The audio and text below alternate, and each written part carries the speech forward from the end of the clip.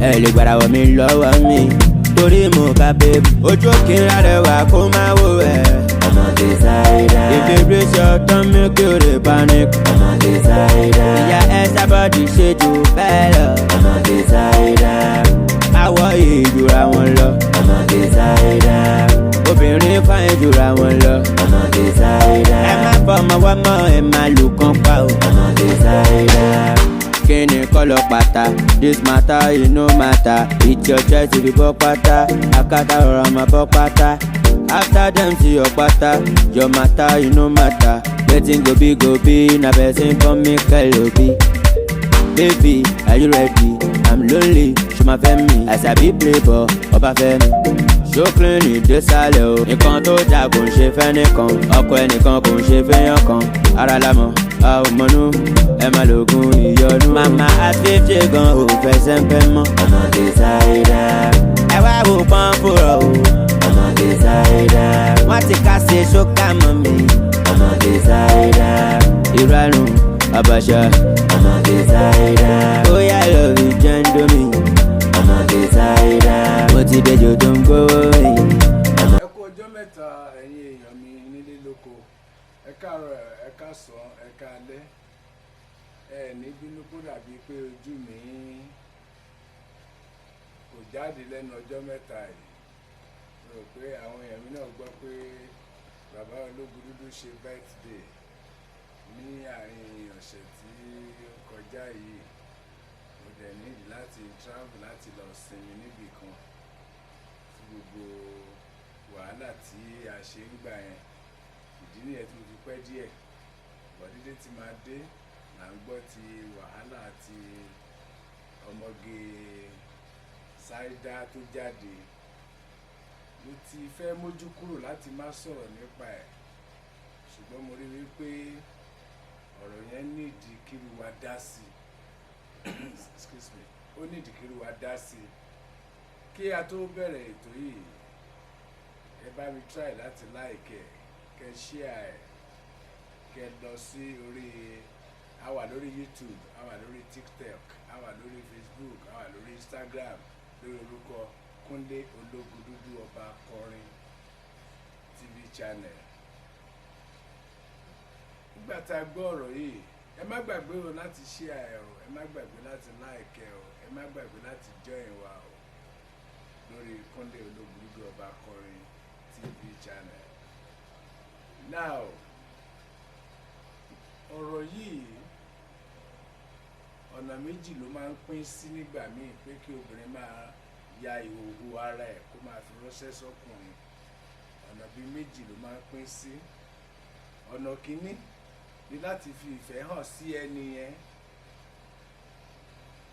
nípa pé bóyá ó pẹ́ tí wọ́n ti gbúrò ara wọn àbí wọn ò sí níbì kan náà. Tọ́kọ bá wà nílùú òyìnbó, tíyàwó wà ní Ghana, ó máa ń jẹ́ kírú nǹkan bẹ́ẹ̀ yẹn ṣẹlẹ̀.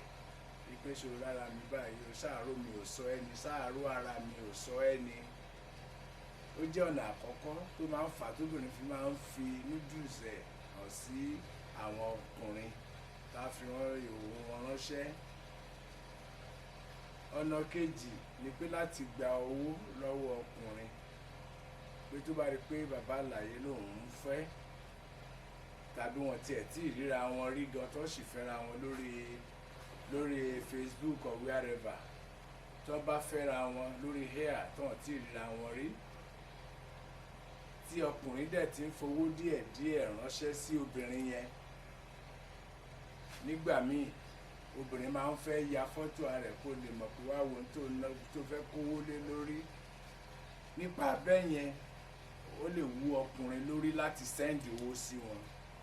Those are the two reasons tó jẹ́ major tóbìnrin fi ń ya ìhòòhò rẹ̀ tó fi ránṣẹ́ sọ́kùnrin. Ó lè jọ́kọ ẹ̀, ó lè jọ́kọ ilé ẹ̀, ṣùgbọ́n ibi tó ń wà jìnnà síra wọn, ó dẹ̀ pẹ́ tán ti ríra wọn. Ó dẹ̀ lè jẹ́ alábàápàdé lórí atẹ́gùn tí wọ́n ti ríra, tí wọ́n ti jọ jókòó báyìí, ṣùgbọ́n tó bá dára ẹ̀ lójú pé ẹwà yìí wà, á fẹ́ máa sẹ́ndì ẹ̀ sí láti lè gba nǹkan náà ni. Gbogbo ẹ̀ lórí jíjẹ mímu àti owó náà ni. Nígbà míì mi ò kì í fẹ́ blame àwọn obìnrin tó bá ṣe bẹ́ẹ̀. Ìdí ni pé ọ̀pọ̀lọpọ̀ ọkùnrin wa tó bá rọ́mọ tó dáa lórí net tí wọ́n jọ ń sọ̀rọ̀ ọkùnrin fúnra rẹ̀ a máa ń rí wọn, ọkùnrin fúnra rẹ̀ nígbà míì máa ń dìmáàndì fún un. Ṣé o pé Dubai ló wà, Medina lèmi wà, Nàìjíríà mo wà, Ghana ló wà, tí ẹ kí n tiẹ̀ rí tí mo fẹ́ kówó lé. Ìyẹn máa ń fà á. Ó dẹ̀ lè sọ pé ó máa sanwó pé mo fẹ́ ṣó ara mi fún ẹ ó lè lónìí kí ni bíìlì ẹ. Ó lè sẹ́ndì bóyá 50, 100 or 500,000 sí ìyẹn torí yẹn náà á ṣò ẹ̀ á sẹ́ndì ẹ̀ sí. Àwọn nǹkan bẹ́ẹ̀ yẹn máa ń fà á. Tí closeness bá dẹ̀ wà, tí intimacy bá wà, tí love bá wà láàrin ẹ̀yin méjèèjì, kò sí nǹkan tó bá dì níbẹ̀. Ọkùnrin náà ń ṣe é, ọkùnrin náà máa ń ṣe é. So kò sí nǹkan tó bá dì kó sẹ́ndì ìhòòhò ẹ sí mi àsọkọ ẹ, kó sẹ́ndì tèmi sí ẹ àsìyàwó mi. Irú ẹ̀ máa ń ṣẹlẹ̀ dáadáa. There was a time tèmi pẹ̀lú ọmọbìnrin kan ó wà ní Dubai ńgbà yẹn, àjọ ń sọ̀rọ̀.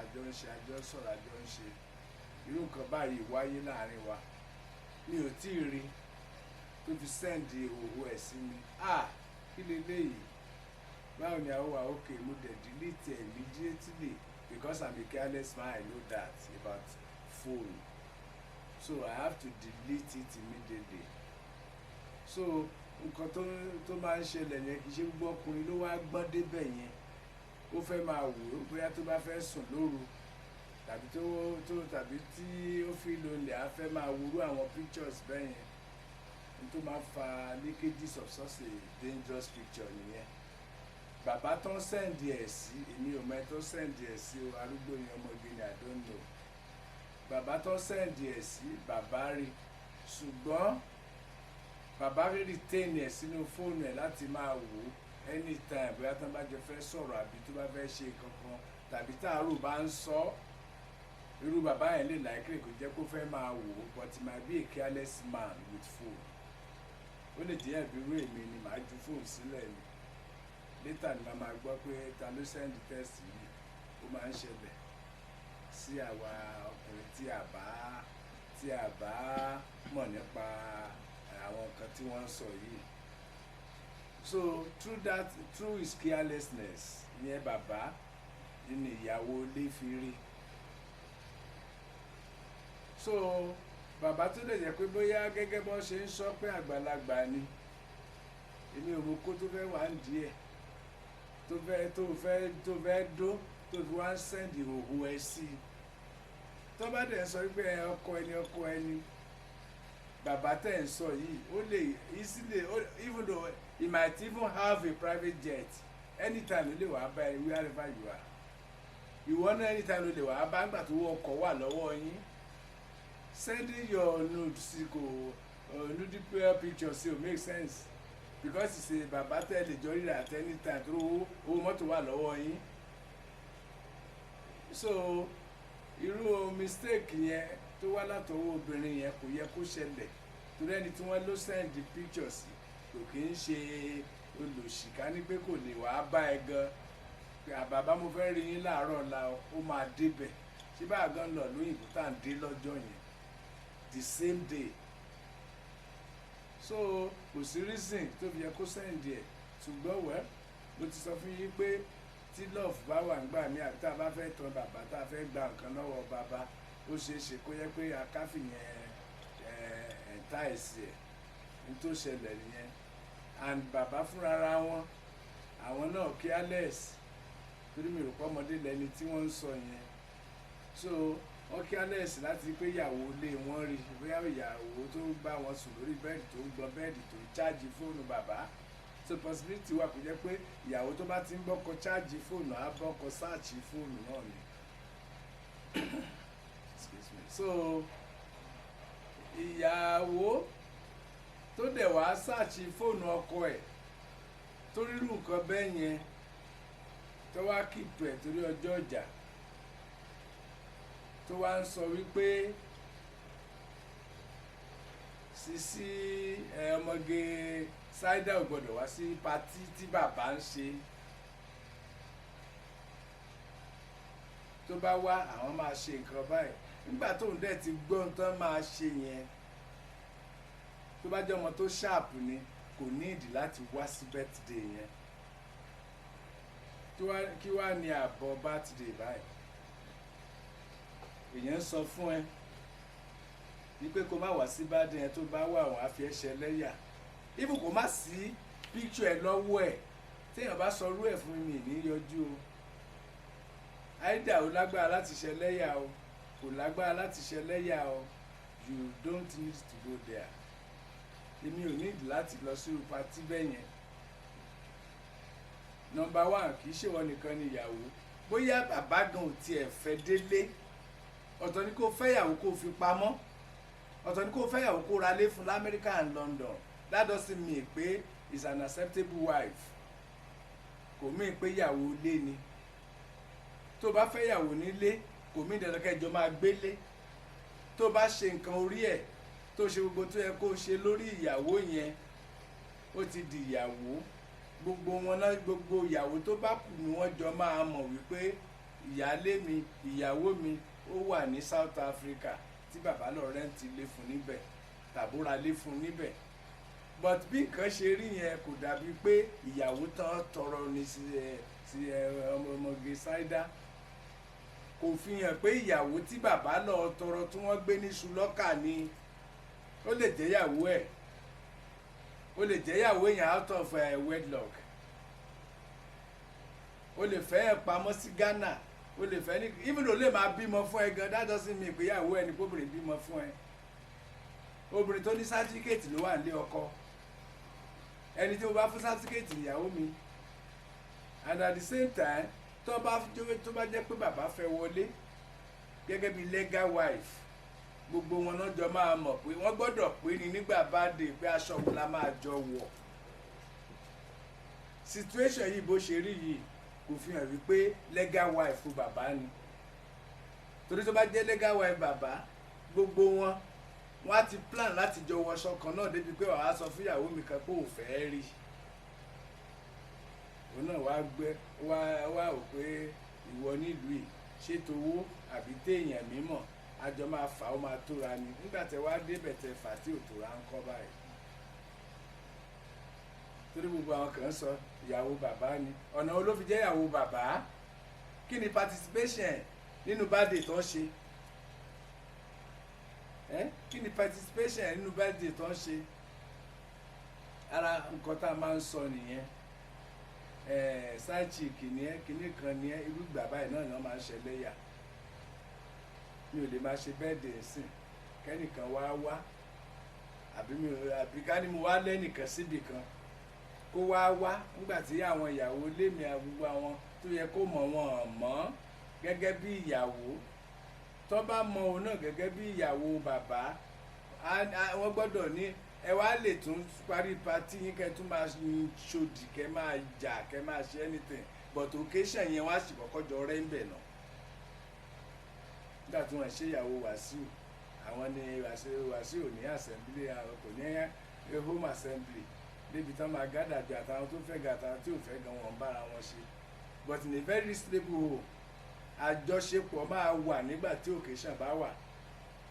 Bí ọkọ bá níyàwó mẹ́ta tí gbogbo wọn ń jà tí wọ́n ń yin odi, tó bá dásìkò tí ìyá ọkọ kú, bàbá ọkọ kú tàbí bàbá tàbọ́kọ wọn ń joyè, gbogbo wọn sì gbọ́dọ̀ jọ ṣe papọ̀ lọ́jọ́ yẹn.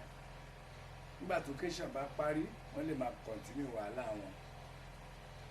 Ìyẹn ló jẹ́ kémi fi díẹ̀ múlẹ̀ fún yín pé kì í ṣe legal wife fún bàbá yẹn.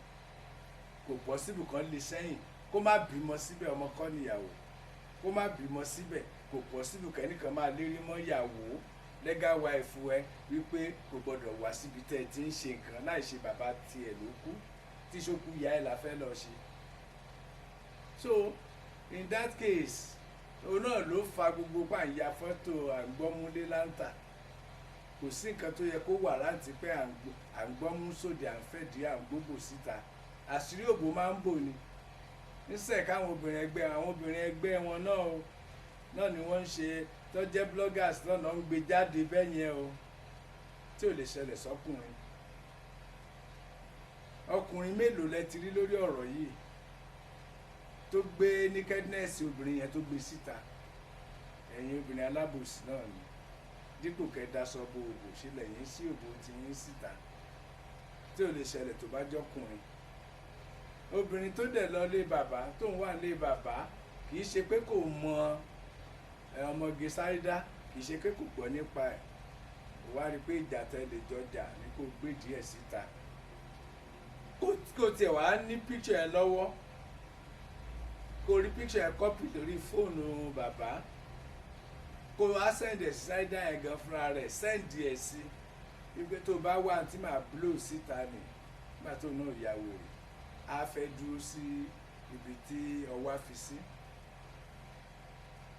But in situation báyìí kò sí reason fún ìyàwó bàbá yẹn láti gbé irú picture ẹ̀ jáde nígbà tó jẹ́ pé obìnrin lòun náà abiyamọ ni. Èèyàn ò lè fi ẹ̀dá kan ṣẹ̀sín kó ṣe gbé. Bó ṣe wà yẹn whoever tó jẹ́, àjẹ́ ni, ògbóni ni, oṣó ni, olóògùn ni, oníṣègùn ni, whatever tó jẹ́, whatever tó gbọ́kànlé, bó ṣe wà yẹn kó tó kú ẹ̀sìn ẹ̀ máa ju ti Omoge Saidat lọ.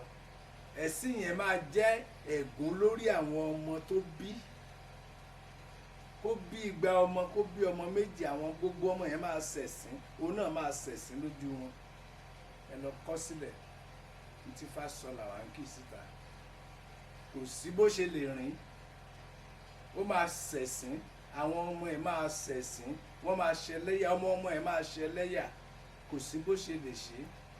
Ìwọ tí o bá ta fàsókè tó yí dóborí, ẹni o ta lọ́fà àtàwọn tó rọ́fà wọ́n lè má rí ẹ̀, ṣùgbọ́n ẹlẹ́ṣẹ̀ ni, ẹlẹ́ṣẹ̀ ni, ẹlẹ́ṣẹ̀ ni, kò ní lọ láì jìyà.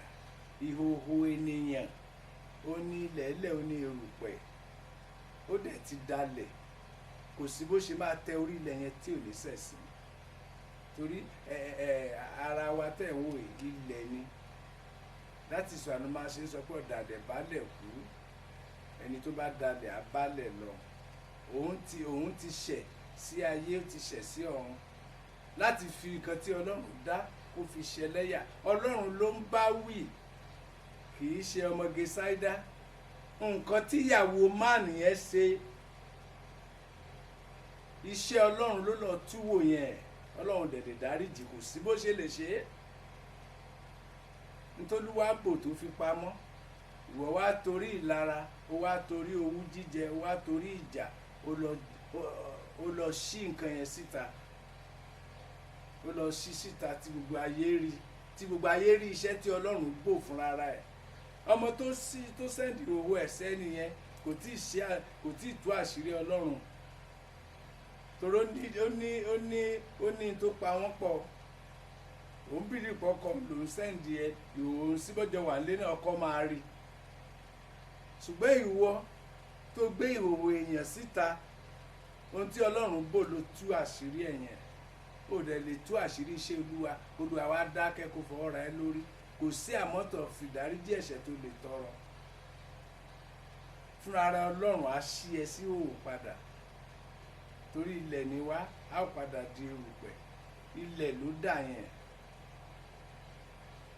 Advice tẹ́mi kan mú jáde, ó ní wípé tí ò yé àwọn èèyàn nípa tó ṣẹlẹ̀, a gbọ́dọ̀ bá a sọ kó yé wọn torí ẹlòmíì, nítorí ọjọ́ míì. Omoge Saidat yẹn kó má ríro, kó gbà wípé ẹni tó gbé picture ẹ̀ jáde wọn àti Ọlọ́run máa jà. Kò tiẹ̀ nídìí kó ń lọ court torí ohun tó ti bàjẹ́, ó ti bàjẹ́. Ṣùgbọ́n excuse me, ṣùgbọ́n Ọlọ́run ní ways láti tu èèyàn nínú. Àti Omoge Saidat àtàwọn ọmọ tó bí àtàwọn fámìlì ẹ̀ kọ́ má tiẹ̀ rí o. Oríṣiríṣi irú ẹ̀ ló ń ṣẹlẹ̀ káàkiri. ní ẹ̀wá ẹ̀ sìn gbogbo ayé tó máa gbàgbé ẹ̀ láti ti rí nǹkan ní ìgbésẹ̀ mi bó tiẹ̀ jẹ́ kó wà ńlẹ̀ ṣùgbọ́n síbẹ̀síbẹ̀ kò sẹ́ni tí ò ní ìgbà tó máa ní àdánwò tiẹ̀ àsìkò àdánwò tiẹ̀ ló dé yẹn ṣùgbọ́n kó má rí o kó face life ẹ̀ kó máa múra kó máa lọ patí kó máa lọ mọ́ṣáláṣí or wherever kó continue life ẹ̀ má tiẹ̀ dorí kodò kan máa rẹ́rìn-ín tiẹ̀ ọlọ́run ló máa jà fún ẹ lórí situation yẹn ìbọn ọlọ́run á bá ẹni yẹn àti túmí sí òhò ọlọ́run á bá ẹni yẹn má tiẹ̀ mi ò àtọ̀tọ̀ àtòsí mi ò mọ̀ yín mi ò dẹ̀ ní láti mọ̀ yín níta gbé sáfẹ́fẹ́ làwa ń treat so béèyàn bá dẹ̀ wà tó bá ń ṣe kà ọdún òun náà fúnra rẹ̀ á ti kábàámọ̀ fún pé òun gbé ẹ jáde tó bá dẹ̀ wá rí i pé dandan ni kó o lọ sílé ẹjọ́ láti tura ẹ nínú Fẹ́mi Fálànà Fẹ́mi Fálànà is a lawyer activist ni wọ́n máa ń gbèjà ẹni tí ayé bá fẹ́ fìyà jẹ ni o lè lọ sọ́fíìsì wọn ní GRA níkẹjà Nàìjíríà ń bí ẹ pé Fẹ́mi Fálànà bàbá yẹn á ṣẹjọ́ fún ẹ létòlétò ṣùgbọ́n ní parí ẹjọ́ wọn á dá ẹ láre tó bá jẹ́ pé ó necessary kò ní di lawyer tó capable tó lè handle case ẹ call on Fẹ́mi Fálànà I trust him ṣùgbọ́n nǹkan tó kàn ṣe kókó jù ni pé ẹ lè má wọ́rì láti lè ṣe pé bóyá o fẹ́ dandan kó o ṣẹjọ́ ṣàgbà fọlọ́run bọ̀ tó bá jẹ́ pé mo gbọ́ pé àwọn èèyàn kan sọ fún ẹ pé kó gbé lọ sí court tó bá fẹ́ gbé lọ sí court àwa lè advice ẹ pé kó pe àwọn competent lawyers so nǹkan tí àwa lè sọ nìyẹn ṣùgbọ́n ẹ̀yin obìnrin tẹ́ jẹ́ bloggers mo fẹ́ kẹ́ ẹ mọ nǹkan kan pé ọ̀rọ̀ tó bá ti jọmọ́ òwò ẹ̀dá tó jọmọ́rú ọ̀rọ̀ báyìí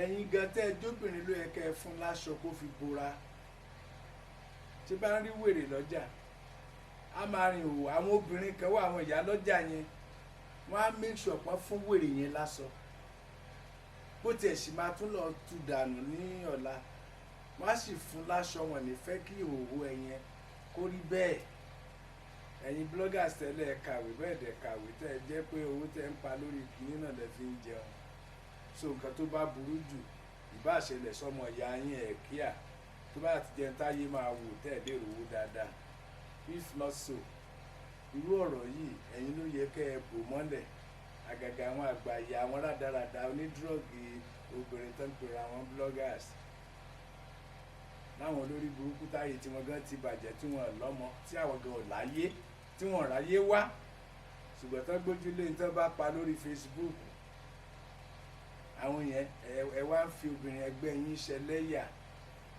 ẹ̀yin olórí burúkú bloggers ẹ̀yin tó jẹ́ pé ẹ̀yin gan òbò yín ò pamọ́ ẹ̀yin gan ń gbóbò síta ẹ̀dẹ̀ wá ṣerú iṣẹ́ yẹn ṣíṣẹ́ yẹn decent fi ṣé dandan ni kẹ́ ẹ jẹ́ blogger ni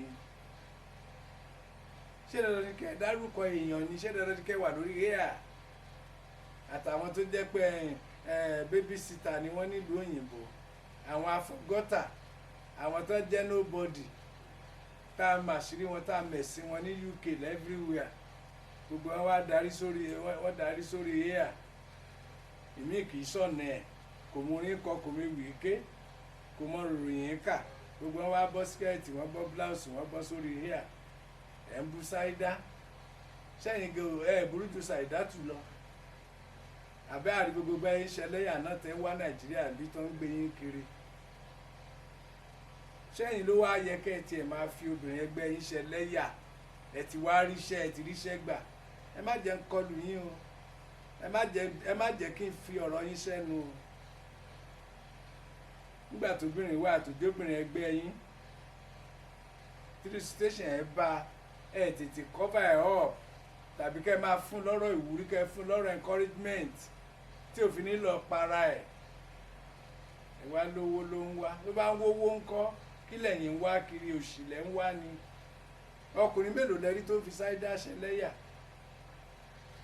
Tó bá jọkùnrin bóyá bíi tóun náà jọkùnrin tó jẹ́ gbẹ̀yìn tó jẹ́ lórí burúkú bíi tiyín, tó bá jẹ́ bàbá ọmọ tó jẹ́ ọkọ ìyàwó tó níyàwó sílé tàbí tó wà nílé ẹ̀kú sí nílé ọkọ, so mi ò lè blame yín. Tó bá jẹ́ obìnrin tó wà nílé ọkọ ni yín, ẹ mọ bẹ́ẹ̀ ṣe máa àdírẹ́sì issue yẹn. Àbọ̀kùnrin tó gbéyàwó sílé á wá rírú picture yẹn á wá máa replay ẹ̀. Àbí tẹ́yìn gan bá lọ́mọbìnrin tó ní láárí tẹ́ ẹ rán nílé ìwé tó jẹ́ lọ́ọ̀yà tó jẹ́ medical doctor lénìí, ṣé ẹ lè máa ṣerú ṣóò bẹ́ẹ̀ yẹn kẹ́ máa gbé òbò ọ̀rẹ́ yín ẹgbẹ́ yín jáde síta? Tẹ́ bá lọ́mọ tó ní láárí lọ́tì ìyádà ọmọdà ọlọ́mọ 6 ọkọ 8. So in a nutshell, kó bá appeal sí ọmọbìnrin yẹn kó má lọ para ẹ̀, kó believe pé life continues. Kò sí anything tí ò ń ṣẹlẹ̀ sẹ́ni tó bá ti popular, kò sí tí ò ń ṣẹlẹ̀ sẹ́ni ẹni tó bá ti popular. Kó gbà yìí pé publicity tó ń ní, celebrity tó ń jẹ́ ló jẹ́ kó di pé gbogbo nǹkan máa rí bẹ́ẹ̀ yẹn. So lórí ọ̀rọ̀ Saidat, ìmọ̀ràn tèmi lè fún Saidat nìyẹn. Àárọ̀ ẹ̀ mo ṣẹ̀ ń gbọ́rọ̀ ọmọ wèrè kan tán ló ṣẹ̀ṣẹ̀ já ọjà. Ọdún luckily for him, mi rò kó tí ìyá ṣòkòtò bùbá nìkan náà ló yà tó ti ń sínwín kiri. Ó ń sọ wípé Adeleke gómìnà Ọ̀ṣun pé ó wọra ẹ̀ nílẹ̀ láti dọ̀bálẹ̀ fọ́ Ọọ̀ni. Tá bá máa trace ọmọ yẹn ni kó jẹ́ ọmọ Ọ̀yọ́ tàbí ọmọ Olúwo, àwọn náà máa ń ṣe wèrè bẹ́ẹ̀ yẹn. Àwọn ni wọn lọ́pọlọ wípé gọ́fúnà dọ̀bálẹ̀ fún kábíyèsí Ọ̀nìrìṣà. Ta ló ń bẹ lábẹ́ ayé tí ò ní dọ̀bálẹ̀ fún Ọ̀nìrìṣà àfi wèrè? Excuse me. Ó ní pé torí pé Adémọ́lá Adélékè ó ń wá ìbò nílé Ifẹ̀, ó ń wá votes ló ṣe dọ̀bálẹ̀ fún Ọọ̀ni.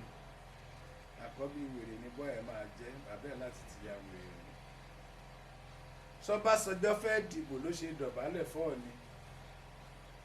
Ṣọ́básanjọ́ ní the votes, ṣó fẹ́ ṣe election ló ṣe dọ̀bálẹ̀ fún Ọọ̀ni. Àbádélékè ju Ọọ̀ni ju ọba Ọbásanjọ́ lọ. Ṣé Adélékè ju Ọbásanjọ́ lọ? Ọbásanjọ́ ń dọ̀bálẹ̀ fún Ọ̀nìrìṣà. Wọ́n ní bó ṣe sọ̀rọ̀ sí Oríyọmí Hamzat gbà nìyẹn tí yẹn fojú fò. Ó sọ̀rọ̀ sí Kọ́lá Olóòtú, ìyẹn náà fojú fò. Tó bá sọ̀rọ̀ sọ́ọ̀ni mi ló sọ̀rọ̀ sí ẹ̀mí ní fojú fò. Tó bá lọ mẹ́sàn pẹ̀lú Ọọ̀ni of Ifẹ̀, Ologundudu ló fẹ́ dojú ìjà kọ ẹ o, and I will not take it lightly with you. Mi ní take it lightly with you. Kó má bu ọba Ìbàdàn, o lè bu ọba Èkó, o lè bu Emir, o lè bu Òbí Ònìṣà. Má kọlu Ọọ̀ni of Ifẹ̀ o. Bèrè lọ́wọ́ àwọn aṣáájú yín tí wọ́n ti ṣe bẹ́ẹ̀ tẹ́lẹ̀, àgbóhùn wọn mọ́. Má kọlu Ọọ̀ni of Ifẹ̀, má bo Ológundudu jà. Kọ́lá Olóòtú lè forgive ẹ o, Oríyọmí Hamzat lè forgive ẹ o. Má kọlu Ológundudu, má dádúgbò mi o. Advice tí màá sọ fún ẹ nìyẹn. Ọlọ́run á wà pẹ̀lú gbogbo wa o. Ẹ gbé Ọọ̀ni sílẹ̀ o. Àwọn ọba tó dán o, àwọ̀ wọn sábẹ́ tébù ni. Má try ẹ o. Ẹ ṣé. Ẹ má gbàgbé wa o láti share wa o, láti like iṣẹ́ mi o, láti lọ sórí àwọn channels mi. Kúnlé Ológundudu ọba akọrin. A wà lórí YouTube, a wà lórí Instagram, a wà lórí TikTok, a dẹ̀ wà lórí Facebook. Kúnlé Ológundudu, ọmọ yín, ọ̀rẹ́ yín, a máa wá, ẹ̀yin náà la máa bá. Ẹ ṣé, mo dúpẹ́ o, thank you. Ẹ̀yin tẹ́ wá síbi birthday mi, gbogbo yín pátápátá, mélòó ni mo fẹ́ dárúkọ, mi lè dárúkọ yín tán, ẹ pọ̀. Ẹ̀yin tí tẹ́ send àwọn ẹrù ńláńlá láti Amẹ́ríkà, láti London, láti South Africa, mi ò gbàgbé orúkọ yín wà lọ́wọ́ mi o, a máa dá later. Kúnlé Ologundudu. Ẹ ṣé o gbogbo ẹni tó kí mi fún birthday.